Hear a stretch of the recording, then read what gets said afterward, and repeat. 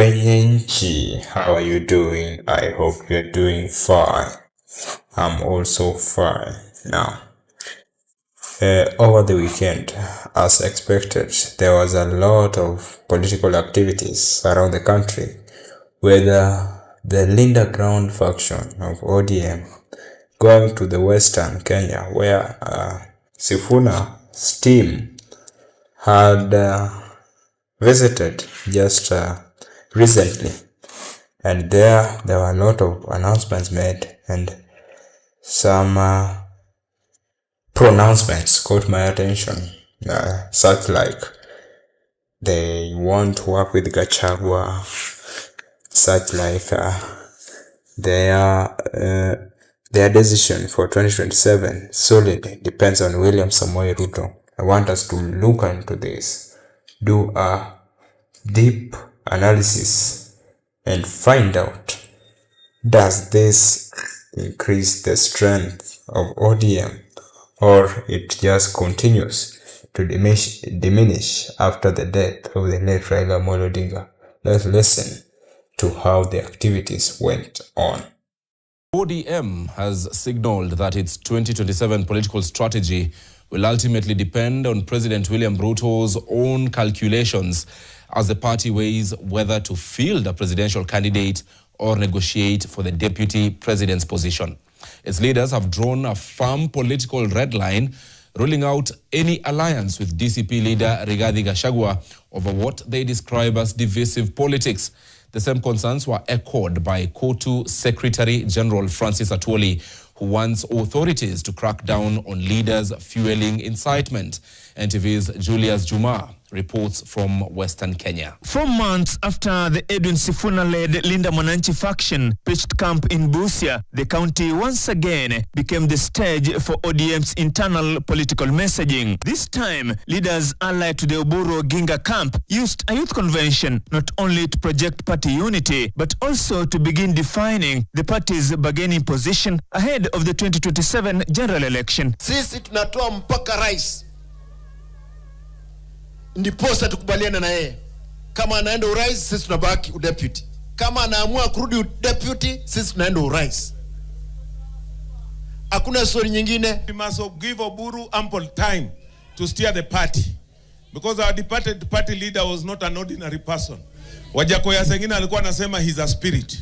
Chama iko imara hapa Busia, na Simba ni moja Kenya nzima, na ni deputy party leader. Coalition politics also played out here, while the Linda Mwananchi wing has appeared receptive to a possible working relationship with former Deputy President Rigathi Gachagua. The party's national leadership sought to shut that door. Siasa za kugawanya watu, hiyo ndio kwa sababu tumesema kama chama cha chungwa hatuwezi kuingia katika mirengo ambayo Gachagua wako ndani. Tunataka tuombe ndugu zetu wa mkoa wa Nyanza, ndugu zetu wa bonde la Ufa, ndugu zetu kutoka Pwani na Nairobi waunge Western Region kutoa the presidency in 2032. As that went down in Busia, in the neighboring Kakamega, political drums were also beating. Besides drumming up support for President William Ruto's re-election, KOTU Secretary General Francis Atwoli called on security agencies to enforce existing laws against political incitement. Na sisi tunauliza serikali sisi.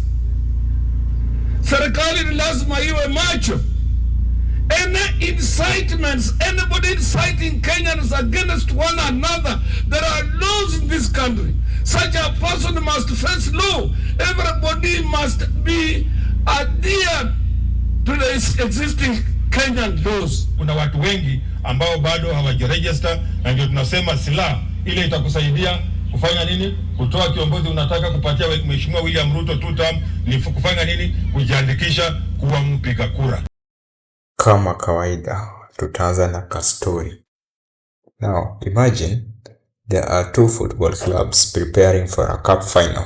For example, let's say Portugal is meeting Argentina in this World Cup. One team trains every day. They recruit players. They perfect penalties. They decide their captain months before kickoff. The other team, they call a meeting and say, let's first wait and see what formation our opponents will use. If they play 4-4-2, we'll do this. If they play 3-5-2, we'll do that. If they bench their striker, we'll change our captain. Before long, one fan asks, "Coach, are we preparing for the match or are we preparing for the other team?" Ladies and gentlemen, that is exactly the question many Kenyans may begin asking ODM. Is ODM still making its own decisions? Karibuni HiiStory. If you are new here, subscribe, because here we don't just follow politics, we dissect it. Today we ask one uncomfortable question. Has ODM reached a point where its 2027 strategy depends more on William Ruto than on ODM itself? That is a remarkable political position for one of Kenya's biggest parties.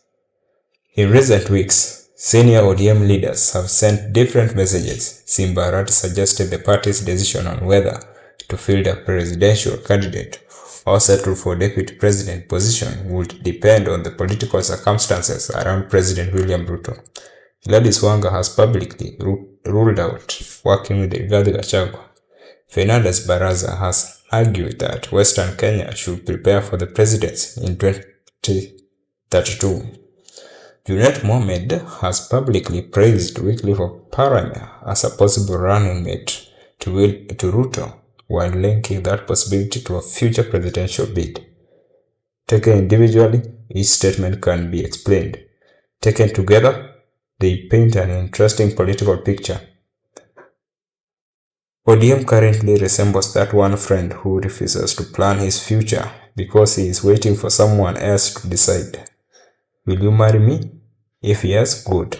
If no, we'll think of something. Politics rarely rewards that kind of uncertainty. This isn't really about Ruto. It is about initiative. Political parties normally try to force events, not react to them.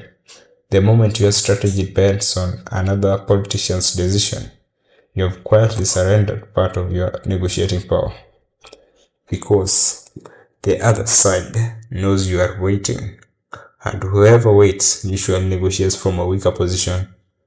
Gladys Wanga ruling out working with Gachagua is politically significant. It narrows ODM's future options. Whether one supports Gachagua or not is a different debate. The strategic question is, why publicly eliminate one possible coalition partner so early? Politics is often about keeping as many doors open as possible. Closing doors before campaigns formally begin can reduce flexibility if circumstances change. Imagine walking into a restaurant. Before seeing the menu, you announce, "I don't eat chicken, I don't eat beef, I don't eat fish." The waiter smiles. Wonderful. Your options have become much smaller. That is how coalition politics sometimes works. Another fascinating development is that several ODM aligned leaders are already discussing 2032. Mbadi has spoken about Luo leadership after Ruto. Fernandez Baraza has spoken about Western Kenya star.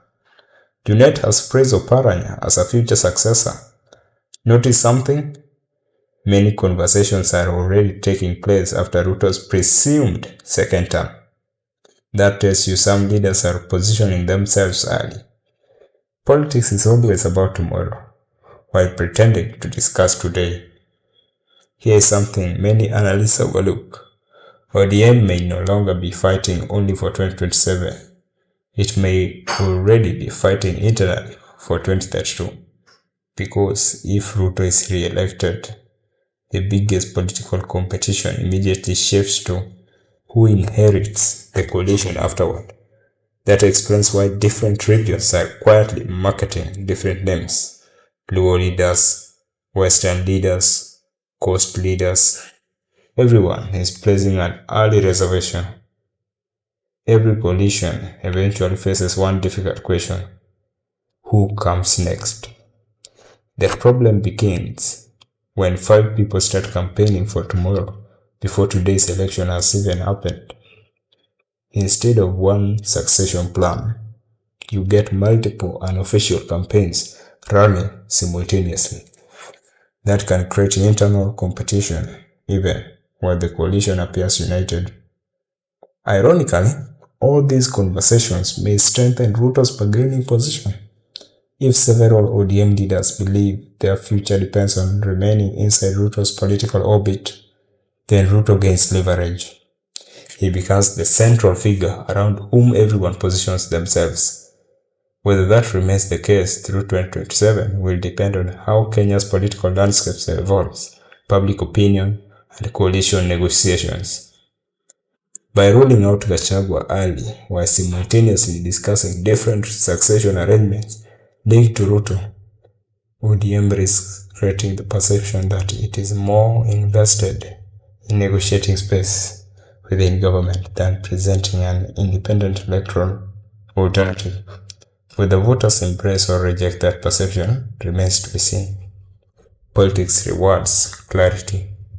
If ODM fields its own presidential candidate, that is a clear message. If ODM formally backs Ruto, it is also a clear message. But remaining between those two positions for long risks confusing supporters. Because eventually, every voter asks the same simple question: who exactly are we voting for? That answer may become one of the biggest stories of Kenya's 2027 election. If you enjoy deep, factual, humorous, and thought-provoking political analysis that goes beyond the headlines, subscribe to HiiStory, because here we don't just tell you what politicians say, we examine what their words could mean for the political chessboard ahead. Bye.